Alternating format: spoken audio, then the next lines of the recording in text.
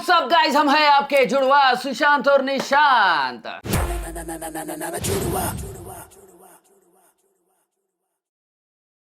नमस्ते, सत श्री अकाल, अस्सलाम वालेकुम, नमो बुद्धाय। तो गाइस जैसे कि हम लोगों ने ध्रुव भाई के चैनल पे बांग्लादेश वाला जो स्टूडेंट वाला प्रोटेस्ट था वो वाला तो देख लिया है, ठीक है। अभी देशभक्त भाई ने चैप्टर 2 निकाला है, मतलब आकाश बैनर्जी भाई ने। हाँ, आकाश बैनर्जी भाई ने। और आप लोगों ने भी सजेस्ट किया था कि भाई बहुत अच्छे से भाई ने अपना एक्सप्लेन किया है, तो हम लोगों ने वो अच्छे से समझ लिया है। अभी दूसरा चैप्टर चालू हो गया है गाइस कुछ, तो अभी क्या एग्जैक्ट डिटेल्स में हम लोग इधर देखने वाले हैं। और सीरियसली बांग्लादेश में बहुत ज्यादा प्रॉब्लम्स हो रही है गाइस। मैं अपने दोस्तों से बात नहीं कर पा रहा हूँ और हमारे पोस्ट भी बैन हो रहे हैं अगर हम लोग कुछ पोस्ट करते हैं, तो बहुत सारी चीजें हो रही है। तो अभी ये वाला चैप्टर समझते हैं, फिर एंड में बहुत सारी बातें करते हैं। क्योंकि जो स्टार्टिंग वाला मुद्दा था वो हमने ध्रुव राठी भाई के वीडियो से समझ लिया है। अभी हम आकाश बैनर्जी मतलब भक्त बैनर्जी देशभक्त, हाँ, इनके तरफ से अच्छे से सुनते हैं, ठीक है। तो सीधा वीडियो पे आते हैं। आपका काम यही है कि नया हो तो चैनल को सब्सक्राइब जरूर करना और इंस्टाग्राम में जरूर फॉलो करना। ऐसे ही प्यार रखो, ऐसे ही सपोर्ट रखो, ऐसे ही सजेशन देते रहो। और मेरे को ये बहुत ज्यादा खुशी होती है कि आप हमारे साथ,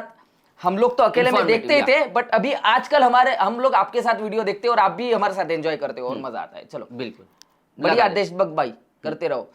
Can dictator Sheikh Hasina survive student protest in Bangladesh? Akash Banerjee and Advait. ठीक है, चालू करता हूं, चलो।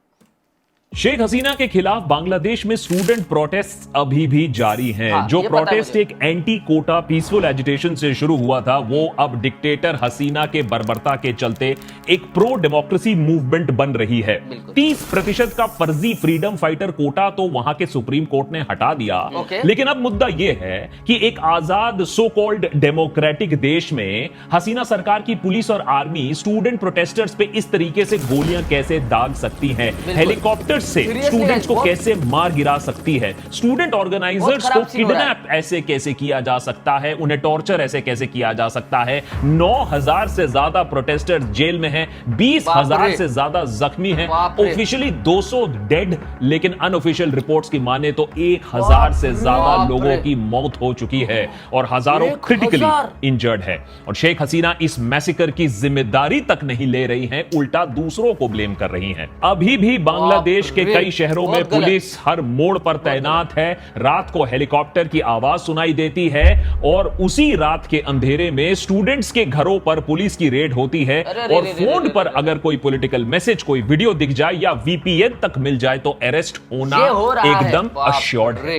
मगर अरेस्ट और पुलिस टॉर्चर के बाद भी स्टूडेंट्स का कहना है कि यह मूवमेंट जारी रहेगा जब तक उनकी 9 पॉइंट डिमांड मीट नहीं हो जाती है। क्या है ये 9 point demands of the students of Bangladesh? Supreme court के 30% फ्रीडम फाइटर कोटा हटाने के बाद भी स्टूडेंट्स इतना आग बबूला क्यों हैं? स्टेप डाउन तो छोड़ो, क्या शेख हसीना एक बार भी माफी मांगेगी? हसीना की पुलिस, हसीना की आर्मी के खिलाफ अभी देश और दुनिया को क्या क्या सबूत मिल रहा है? क्या यह प्रोटेस्ट बांग्लादेश में बिगड़ते इकोनॉमिक और जॉब सिचुएशन हालत को भी दर्शाता है? और क्यों स्टूडेंट्स का मानना है कि डिक्टेटर दीदी कितना भी पुलिस लगा ले, आर्मी लगा ले, मीडिया का दम लगा ले, अभी ये महीना जुलाई अगस्त 2024 हसीना का बिगिनिंग ऑफ द एंड है। बांग्लादेश के होम मिनिस्टर के हिसाब से प्रोटेस्ट और क्रैकडाउन के चलते करीबन 150 लोगों की मौत हुई है। प्रोथम आलो, एक रिलायबल मीडिया हाउस, उसके हिसाब से 210 लोगों की मौत कंफर्म्ड है।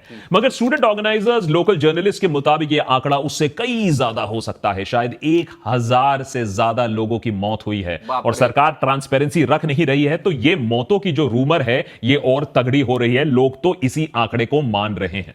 अब ये विजुअल देखिए। सीनियर बांग्लादेश जर्नलिस्ट सईर खान ने ट्वीट करके एक रिपोर्ट दिखाया। ढाका के रेयर बाजार इंटेलेक्चुअल सेमेट्री में कई सारी आपको अनआइडेंटिफाइड बॉडीज दिखेंगी जिनको यहां दफनाया गया है।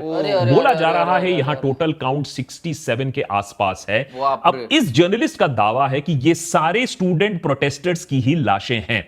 अब इस दावे को हम इंडिपेंडेंटली तो वेरीफाई कर नहीं सकते हैं और ना इतनी रिलायबिलिटी है कि बांग्लादेश सरकार इसको वेरीफाई करे, पर यह ऐसा इकलौता दावा नहीं है। प्रॉब्लम यहां आती है और शेख हसीना की मीडिया, उसके इंटरनेट बैन से सब लोग तो यही सोच रहे हैं ना कि यह सब किया गया है डेथ टोल को छिपाने के लिए।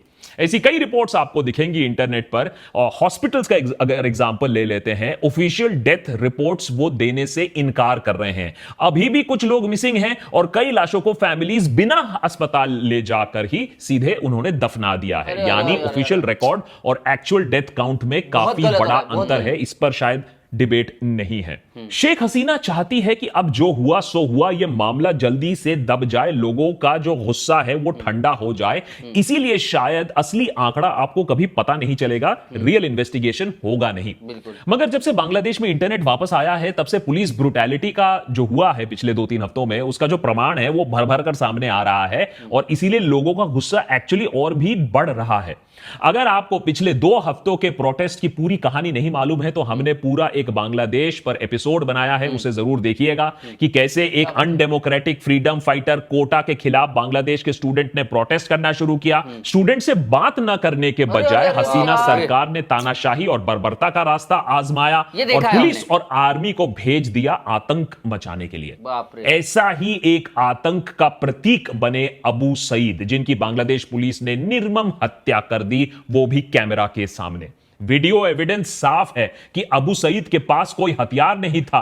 उनको जब गोली मारी गई तो वो पत्थरबाजी तक नहीं कर रहे थे। एक अनआर्म्ड स्टूडेंट को पुलिस ने पॉइंट ब्लैंक रेंज पे गोली मारकर उसकी हत्या कर दी। 19 जुलाई को रामपुरा पुलिस स्टेशन के पास प्रोटेस्ट के दौरान पुलिस और बॉर्डर गार्ड्स बांग्लादेश बीजीबी के फायरिंग के चलते कुछ नौजवान अपनी सेफ्टी के लिए पास के एक बिल्डिंग में चढ़ जाते हैं। कुछ टाइम बाद पुलिस और बीजीबी बिल्डिंग पर घुस जाती है। सारे नौजवान वहां से भाग निकलते हैं, पर एक नौजवान वहीं पर अटक जाता है। 4th फ्लोर की छत से यह नौजवान लिटरली लटक रहा है। किसी को कोई खतरा नहीं है उस नौजवान से, लेकिन वो भागने की कोशिश कर रहा है और पुलिस उसको रेस्क्यू नहीं करती है। उसको डिटेन कर सकती थी, लेकिन किया क्या, सीधा पॉइंट ब्लैंक रेंज पर शूट कर दिया। ये shoot at site orders execute हो रहे थे सरकार द्वारा अपने ही सिटीजन्स के खिलाफ, यूथ ऑफ बांग्लादेश के खिलाफ। एक एक्टिविस्ट ने अल जजीरा को बताया कि यूनिवर्सिटी के अंदर हेलीकॉप्टर से स्नाइपर गोलियां चला रहा था। आप सोच के देखिए कि एक यूनिवर्सिटी में उन्हीं के देश के सरकार की हेलीकॉप्टर, उन्हीं के देश के फोर्स गोलियां बरसा रही हैं और हेलीकॉप्टर शूटिंग का वीडियो एविडेंस भी बाहर आ रहा है।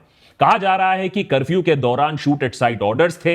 ऐसा भी हुआ कि अपने बालकनी से बाहर झांक रहे बच्चों तक को स्पेयर नहीं किया गया, पुलिस ने उन्हें भी गोली से मार गिराया। 16 ऐसे बच्चों की भी मरने की एक रिपोर्ट आ रही है। ये प्रोटेस्टर्स नहीं थे, ये बेचारे छोटे छोटे बच्चे थे।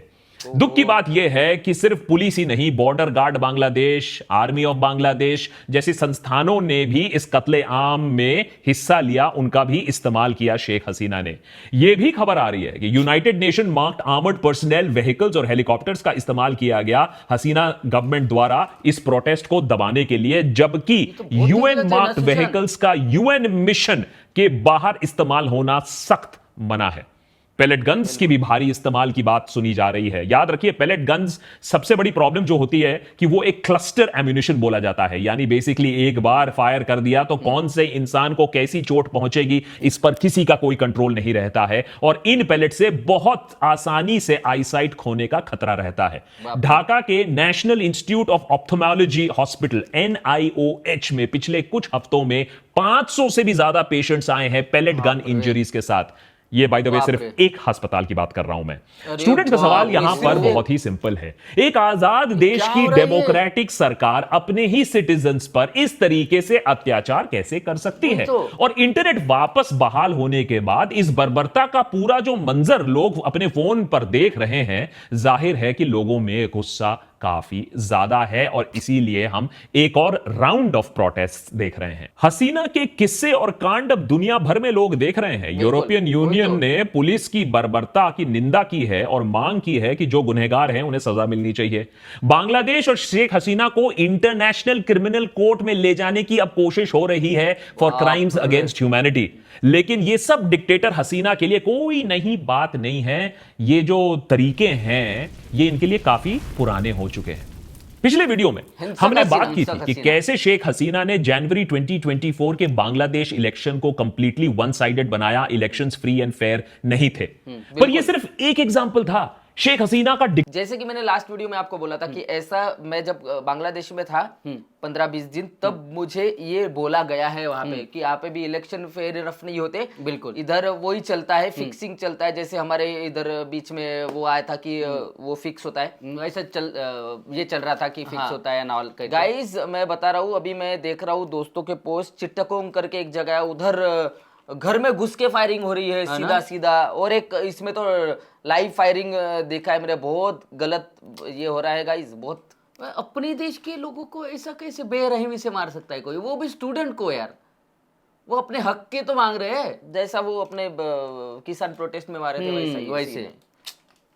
गलत बात है यार, गलत बात। आप लोगों को जिनके भी साथ हादसा हुआ है ना, स्टे स्ट्रॉन्ग गाइस, आपको जस्टिस जरूर मिलेगा, बिल्कुल, और बिल्कुल पीछे मत हटो, लड़ते रहो बस।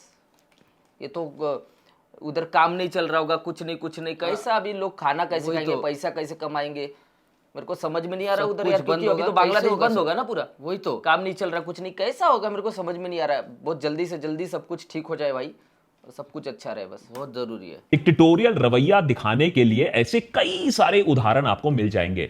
अपने डिक्टेटर टूलकिट का इस्तेमाल करके उन्होंने एक कंप्लीटली ऑपोजिशन मुक्त बांग्लादेश बनाने की कोशिश की है। 2014 से ऑपोजिशन पार्टी बीएनपी की सुप्रीमो खालिदा जिया को हाउस अरेस्ट में रखा है। मेन ऑपोजिशन बीएनपी के सेक्रेटरी जनरल का कहना है कि जुलाई 2023 और जनवरी 2024 माने इलेक्शन से ठीक पहले, इसके बीच पूरे 27,000 बीएनपी लीडर्स और एक्टिविस्ट को जेल में डाला गया था। करीबन 10,000 कार्यकर्ताओं को असॉल्ट किया गया था और 30 ऑपोजिशन वर्कर्स की मौत भी हो चुकी थी।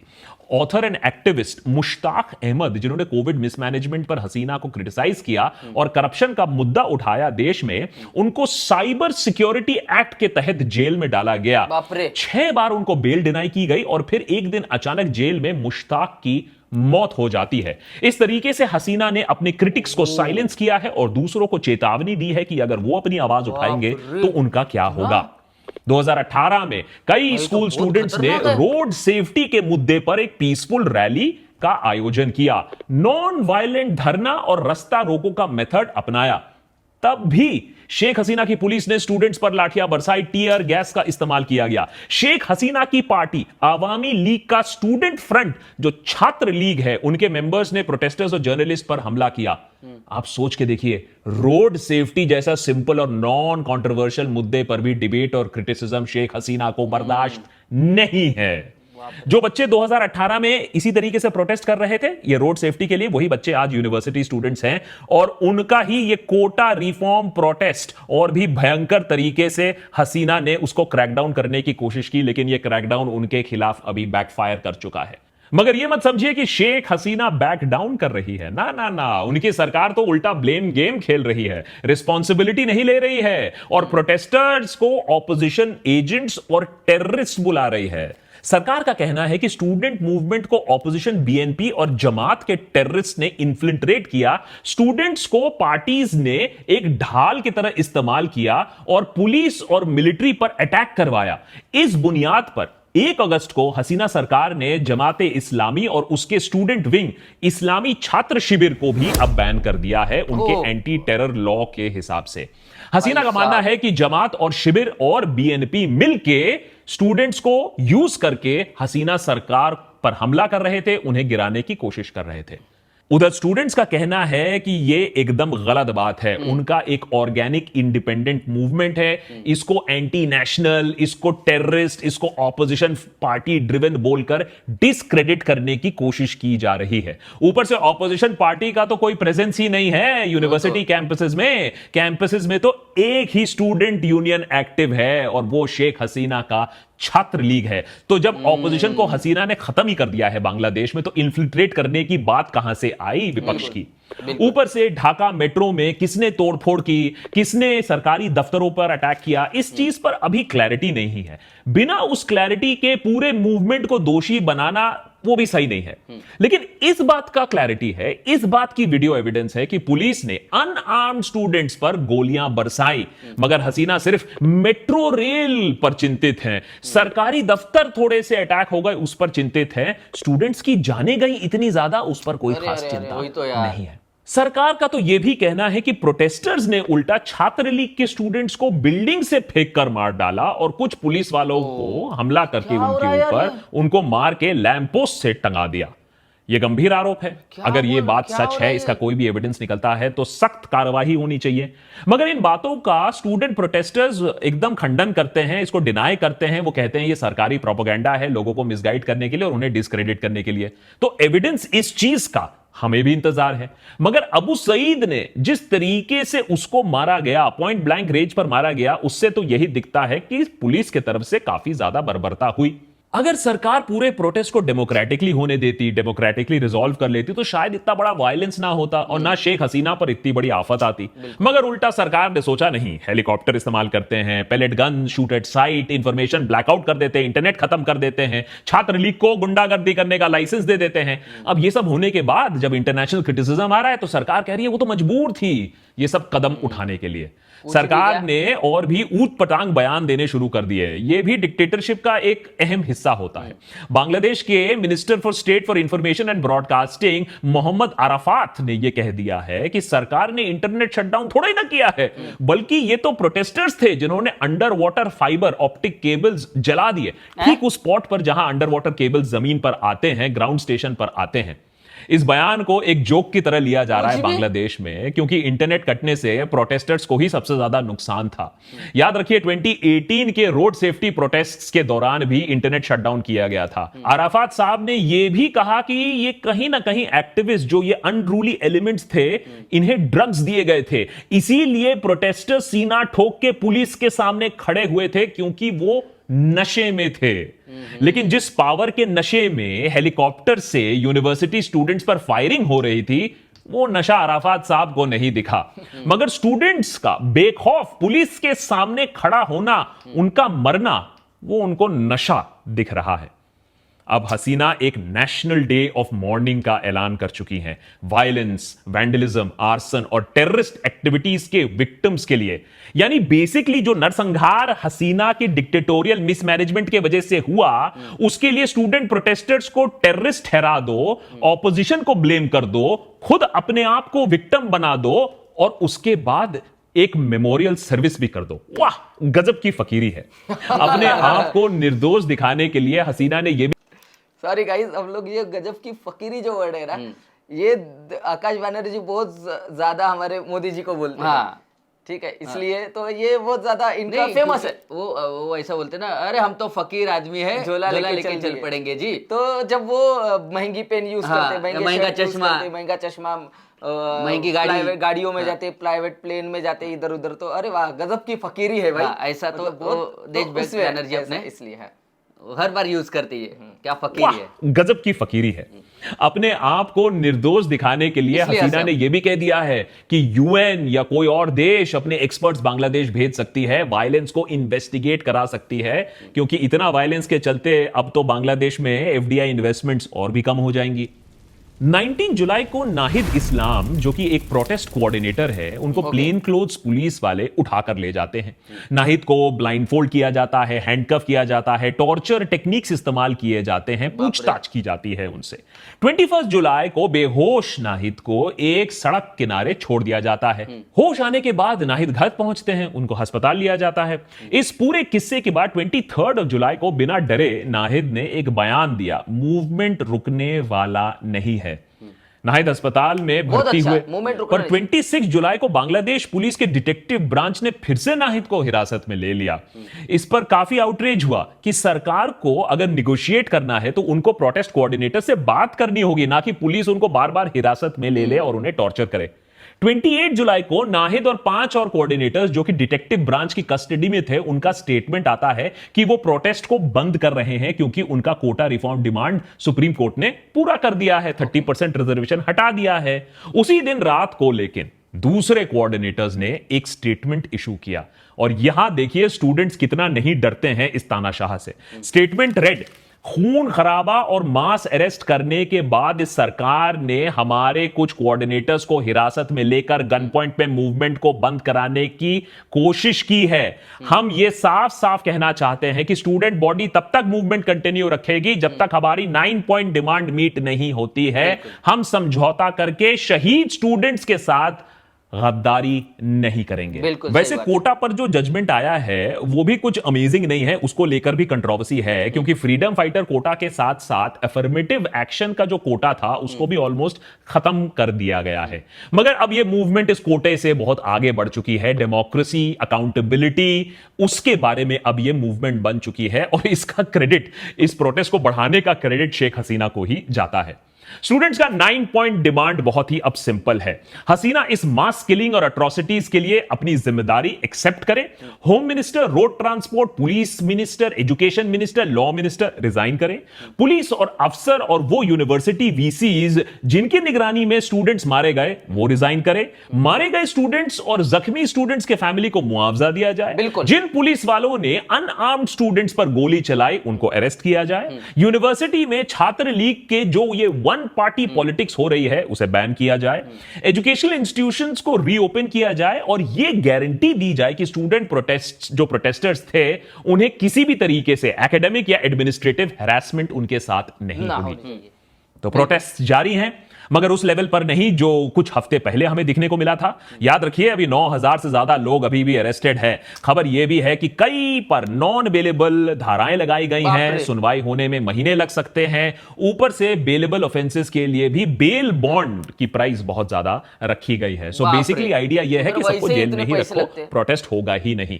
ज्यादातर जगहों में अब सुबह के वक्त तो कर्फ्यू नहीं है, लेकिन पुलिस की भारी तैनाती है और अभी भी रैंडमली लोगों को अरेस्ट या डिटेन किया जा रहा है। पर इस सब के बावजूद 31 जुलाई को चिटागोंग में भारी लेवल पर प्रोटेस्ट दिखने को मिला और आगे आने वाले दिनों में भी प्रोटेस्ट प्लान्ड है। इन प्रोटेस्ट का जो एक पीक था शायद वो निकल चुका है, मगर कई प्रोटेस्टर्स के हिसाब से ये शेख हसीना के लिए बिगिनिंग ऑफ द एंड है। पहले जो लोग सोचते थे कि देयर इज नो ऑल्टरनेटिव, अब वो सोच रहे हैं कि why is there no alternative in a democratic system. ऐसा क्यों है कि इंडिपेंडेंट वॉइसेस को इस तरीके से दबाया जा रहा है और ऑपोजिशन मुक्त बांग्लादेश बनाया जा रहा है। ऊपर से इकोनॉमी की हालत खराब है, महंगाई और बेरोजगारी, अभी उससे लोगों की हालत त्रस्त है। पहले तो यह डर था ऊपर से कि अगर हसीना नहीं तो बीएनपी और जमात जैसे इस्लामिस्ट पार्टीज पावर में आ जाएंगी और बांग्लादेश पाकिस्तान की तरह फंडामेंटलिस्ट की गिरफ्त में आ जाएगा। मगर इस स्टूडेंट मूवमेंट ने एक तरीके से लीडरशिप और एकता भी दिखाई है और यह भी लोगों में एक आशा जगाई है कि ये जो पार्टी है ये दूसरे पार्टी स्टूडेंट्स दूसरे पार्टी के इन्फ्लुएंस में नहीं आएगी और हो सकता है कि इनमें से ही कुछ स्टूडेंट्स बाद में जाकर एक प्रोग्रेसिव ऑल्टरनेटिव फोर्स बने बांग्लादेश में। तो क्या स्टूडेंट्स ही बांग्लादेश के लिए एक ऑल्टरनेटिव पॉलिटिकल फ्यूचर देंगे? हो सकता है, हमें तो यही आशा है। If not Hasina then who? विकल्पों के, यही था नारा बांग्लादेश में कई सालों से। जवाब में अब स्टूडेंट्स कह रहे हैं विकल्पों आमी, ऑल्टरनेट मैं हूं। इस हौसले के बावजूद लेकिन एक प्रोग्रेसिव ऑल्टरनेटिव तलाशना आसान नहीं होगा, बनाना आसान नहीं होगा। याद रखिए हसीना के पास इंटरनेशनल सपोर्ट भी है, चाहे इंडिया, चाइना, रशिया। मगर कहीं ना कहीं जुलाई 2024 बांग्लादेश पॉलिटिक्स के लिए एक बहुत बड़ा इंपॉर्टेंट चैप्टर होने वाला है। हसीना को ज्यादा कुछ नहीं करना था, बस लोगों का ट्रस्ट वापस जीतने के लिए 2-3 चीजें करना था उसको।